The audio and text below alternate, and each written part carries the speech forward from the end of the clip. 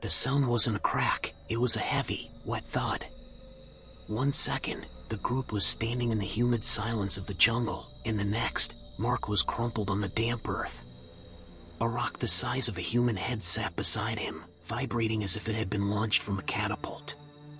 John looked up into the canopy of the massive banyan tree towering over them. There was no wind. There were no monkeys.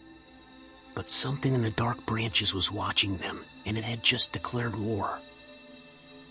The obsession started when John was just 17.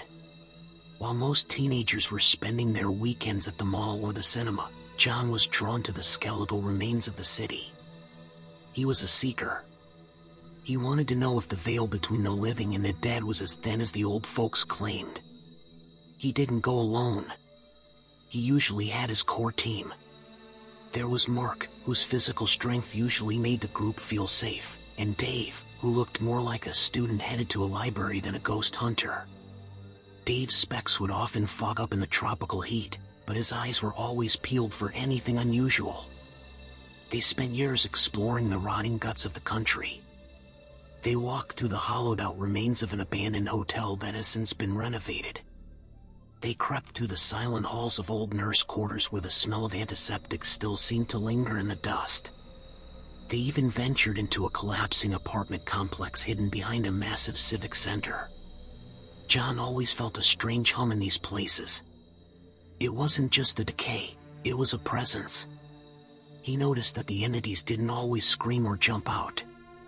Most of the time, they were subtle. Over time, the common occurrences became routine for the trio.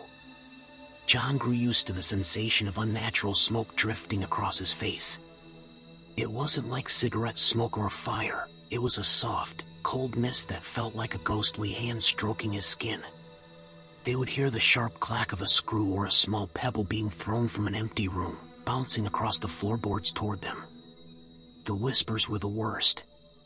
John would often feel a cold breath against his ear, followed by a mumble so low he couldn't catch the words, but the intent was always clear: leave. However, there was one night that changed everything for John. It was at a location known as the Forest House. While exploring a back room, John saw her. She was an old lady, her back hunched so severely she looked like a broken umbrella. She was draped in tattered black rags. She didn't move.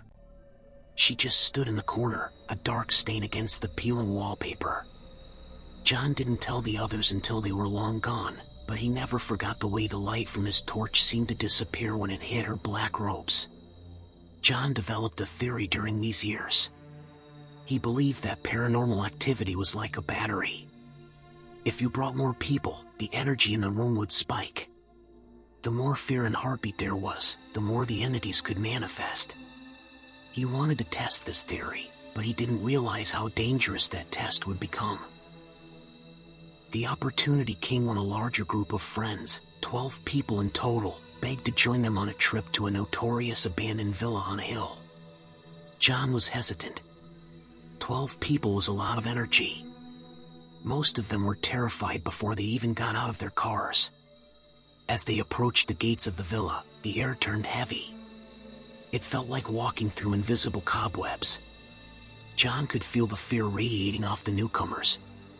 It was thick and sweet, like rotting fruit. He knew something was waking up inside that house. Mark and Dave stayed close to John as the group huddled together outside the main entrance. The villa was a white stone ghost, its windows like empty eye sockets staring down at them. The jungle had partially swallowed the porch. John told the group to stay back. He wanted to be the first to step inside to ensure the floor was stable. He took a deep breath, his heart hammering against his ribs, and stepped over the threshold. The moment John's boot touched the interior floor, the jungle erupted. It wasn't a wind, but a violent rustling in the high branches of the trees surrounding the driveway. Suddenly, a massive rock, too large for any bird or small animal to move, was launched from high up in the canopy. It didn't fall, it was hurled with malicious intent. The rock struck Mark directly on the shoulder. The force was enough to knock the hunky man to the ground instantly. The group screamed. The sound of panic shattered the silence of the night. Mark groaned in agony, his face turning a ghostly pale under the moonlight. John scrambled back toward his friend. He looked up into the trees, his flashlight beam cutting through the leaves. For a split second, he thought he saw a dark, hunched shape retreating into the higher branches, but it was gone before he could be sure. The theory was proven. The presence in the villa didn't want a crowd. It had used the collective fear of 12 people to fuel a physical attack. They didn't stay to investigate further. John and Dave grabbed Mark, hauling him toward the cars. The rest of the group was already running, their flashlights dancing wildly in the dark. The sound of heavy footsteps followed them all the way to the gate, though no one was there. They rushed Mark to a 24-hour clinic. The doctor was confused by the injury. He noted that the bruising and the impact looked like he had been hit by a falling boulder, but there were no cliffs nearby. Mark just sat on the exam table, his fair skin bruised a deep, angry purple, while John and Dave stood in the sterile light of the waiting room, finally understanding the cost of their curiosity. John realized that some doors aren't meant to be opened, especially when you bring an audience to watch. The entities don't just want to be seen, sometimes they want to hurt.